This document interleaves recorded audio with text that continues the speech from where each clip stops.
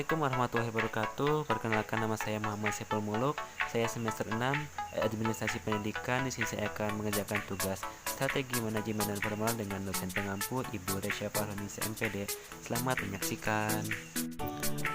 Baiklah, di sini saya akan menjelaskan beberapa materi tentang perencanaan strategis lembaga pendidikan non-formal dan pengaturan pelaksanaan sumber belajar dan evaluasi penyelenggaraan pendidikan non-formal. Nah, apa sih perencanaan itu? Perencanaan dalam suatu organisasi, perusahaan, atau lembaga pendidikan lainnya adalah suatu tindakan untuk menyusun strategi-strategi agar tujuan secara bersama itu tercapai. Adapun langkah-langkah untuk melakukan perencanaan penyelenggaraan pendidikan non-formal yaitu dengan melakukan studi kelayakan. Adapun poin-poin dalam melakukan studi kelayakan yaitu tingkat kehidupan masyarakat, sarana pendidikan yang ada, sumber mata pencaharian penduduk, potensi alam dan lingkungannya, kesehatan lingkungan, gizi, kondisi rumah dan lain-lain, tata cara hidup bersama, adat istiadat kebiasaan, sarana peribadatan dan kegiatan keagamaan, serta sifat khas masyarakat yang menonjol. Yang kedua yaitu penyelenggaraan pendidikan non-formal. Dari aspek penyelenggaraan pendidikan non-formal ini ada beberapa aspek yang tidak bisa lepas, yaitu yang pertama, aspek pelestarian budaya. Nah, aspek ini menjelaskan bahwa keluarga atau orang tua adalah pendidik pertama yang diajarkan kepada anak, di mana ibu dan ayah itu sebagai pendidik dan fasilitator. Nah, di dalam aspek ini, keluarga adalah sumber utama yang mencerminkan si anak itu, terlebih dari kebiasaan orang tua dalam menyuruh, mengasuh, dan membina si anak itu akan menjadi pelajaran-pelajaran yang akan diterima oleh si anak. Bagaimana cara orang tua melarang dan bagaimana cara orang tua menunjukkan yang benar dan yang salah. Yang kedua yaitu aspek teoritis. Nah, aspek ini menjelaskan bahwa semua pendidikan baik formal, informal, dan non-formal itu tidak bisa berjalan atau memenuhi kebutuhannya secara masing-masing. Pada hakikatnya dan sifatnya itu, semua pendidikan formal, informal, dan non-formal itu harus secara beriringan berjalan secara bersama agar semua kalangan masyarakat yang miskin, yang kaya, yang menengah itu bisa merasakan pendidikan. Yang ketiga yaitu dasar pijakan.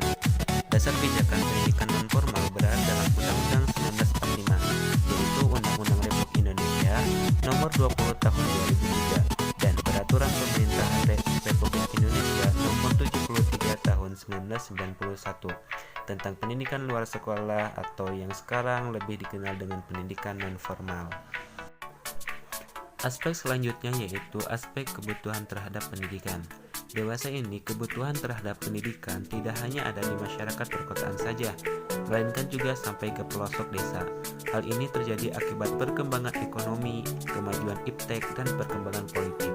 Kesadaran ini juga tumbuh karena ketidaktahuan, keterbelakangan, atau kekalahan dalam kompetisi global yang mengharuskan seseorang untuk mempunyai sebuah keahlian untuk bekerja, sehingga pendidikan non-formal menjadi sebuah alternatif untuk mendapatkan pengetahuan dan untuk mengasah keahlian. Yang terakhir yaitu aspek keterbatasan lembaga pendidikan sekolah. Nah, aspek ini menjelaskan bahwa pendidikan formal terpaku pada kurikulum yang baku, sehingga peserta didik hanya mendapatkan 70% teori dan 30% praktik, di mana para peserta didik juga banyak skill-skill yang memang mereka butuhkan seperti menjahit, olahraga, bahasa, dan lain-lain. Sehingga pendidikan non-formal ini hadir untuk menjawab tantangan-tantangan yang dibutuhkan oleh peserta didik, sehingga setelah mereka selesai sekolah, mereka bisa masuk kepada pendidikan non-formal dengan cara bimbel, praktek, pelatihan, dan lain-lain. Nah, teman-teman, itulah beberapa sedikit informasi penjelasan tentang penyelenggaraan perencanaan pendidikan non-formal. Nah, baik, untuk materi selanjutnya yaitu tentang peraturan pelaksanaan sumber belajar dan evaluasi penyelenggaraan pendidikan non-formal. Nah, apa sih evaluasi itu? Evaluasi adalah suatu kegiatan untuk mengukur sejauh mana program kita itu berjalan sesuai rencana atau tidak.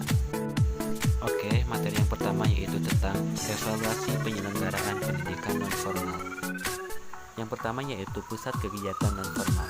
Nah, pusat kegiatan nonformal ini adalah upaya pemerintahan untuk menjawab tantangan masyarakat yang tidak masuk kepada pendidikan formal dengan terkendala seperti ekonomi, fisik, usia, dan yang lainnya. Maka dengan ini, pusat kegiatan nonformal itu upaya pemerintahan mengeluarkan contohnya seperti PKBM, yaitu pusat kegiatan belajar masyarakat. Apa sih PKBM itu? PKBM atau sering dikenal dengan Pusat Kegiatan Belajar Masyarakat adalah upaya pemerintah untuk meyakinkan masyarakat yang tidak bisa sekolah formal. Nah, di PKBM ini juga terdapat paket A, paket B, dan paket C, di mana paket A itu setara dengan SD, paket B setara dengan SMP, dan paket C setara dengan SMA. Nah, jika kalian ingin menunjukkan ijazah yang tidak bisa sekolah formal, maka jawaban yang pasti itu ikut pada PKBM. Nah, PKBM juga di dalamnya kita bisa melatih skill, melatih membaca, menghitung, dan yang lainnya. Tidak jauh seperti pendidikan formal. Hanya yang membedakan itu pendidikan formal sekolahnya hampir setiap hari dan atau pendidikan non formal ini sekolahnya hanya seminggu sekali atau seminggu 2 kali. Baik, yang kedua yaitu tentang pengaturan pelaksanaan sumber belajar dan evaluasi penyelenggaraan pendidikan non-formal. Evaluasi hasil belajar peserta didik berarti kegiatan menilai proses dan hasil belajar siswa baik yang berupa kegiatan kulikuler, kokurikuler, dan ekstrakurikuler. Dalam evaluasi program, pelaksana atau evaluator ingin mengetahui seberapa tinggi mutu atau kondisi suatu hal sebagai hasil pelaksanaan program. Setelah data terkumpul, dibandingkan dengan kriteria atau standar tertentu, dalam evaluasi program, pelaksana atau evaluator ingin mengetahui tingkat ketercapaian program, dan apabila tujuan belum tercapai, pelaksana atau evaluator ingin mengetahui letak kekurangan dan sebagainya. Hasilnya digunakan untuk menentukan tindak lanjut atau keputusan yang akan diambil. Dalam kegiatan ini, evaluasi program indikator merupakan petunjuk untuk mengetahui keberhasilan atau ketidakberhasilan suatu kegiatan. Nah, teman-teman, itulah beberapa materi tentang pendidikan non formal. Mudah-mudahan bisa bermanfaat untuk kita semua. Terima kasih.